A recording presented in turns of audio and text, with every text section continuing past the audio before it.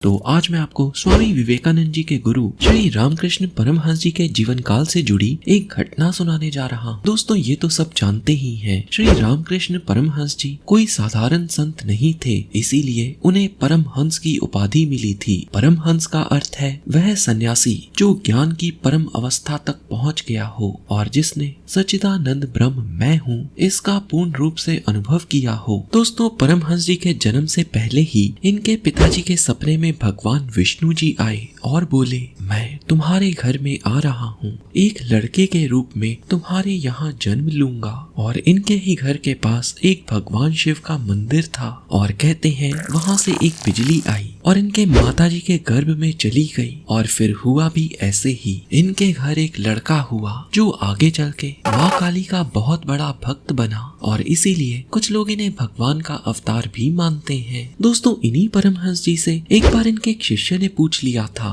कि आप तो शादीशुदा हो परंतु फिर भी आप ग्रस्त जीवन नहीं निभाते, ये आप शादीशुदा होते हुए भी ब्रह्मचर्य का पालन कैसे करते हो? ये तो असंभव सी बात लगती है। शादीशुदा होते हुए भी अपने आप पे ऐसा नियंत्रण कैसे संभव है? दोस्तों अब अपने आप में ये प्रश्न बिल्कुल सही प्रतीत होता है। जहाँ आज का युवा बहुत जल्दी भटक जाता है, वहीं पर श्री रामकृष्ण परमहंस जी क्यों नहीं भटके? अब इस पर श्री रामकृष्ण परमहंस जी ने अपने श्रद्धालु को कहा, देखो मैं तुम्हें भगवान शिव के पुत्र भगवान कार्तिकेय की एक पौराणिक कथा से इसका उत्तर देता हूँ। कथा कुछ इस प्रकार है। एक दिन कार्तिकेय बाहर से खेलकर घर लौटे और अपनी माता पार्वती जी के पास आए तो वो देखकर दंग रह गए। अरे ये क्या? माँ के तो गालों पर खरोंचें पड़ी थी। कार्तिकेय जी क्रोध में आकर बोले, माँ इतना दुस्साहस किसका? माँ मुझे बताओ तुम्हारा ये हाल किसने किया? तो माँ पार्वती बोली, बेटा ये तुम्हारे ही कारण हुआ है। कार्तिकेय जी हैरान होकर बोले,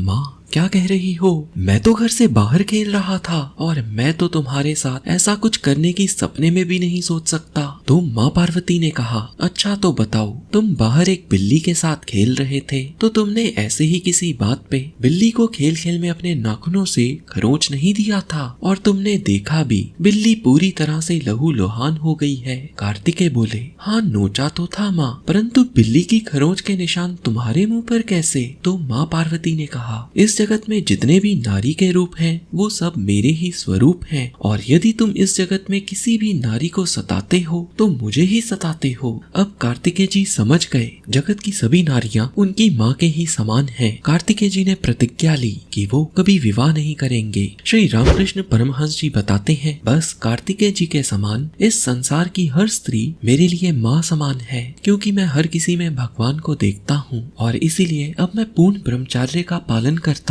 और श्री रामकृष्ण परमहंस जी का ये जवाब आपको कैसा लगा? कमेंट करके बताएं। हरे कृष्णा।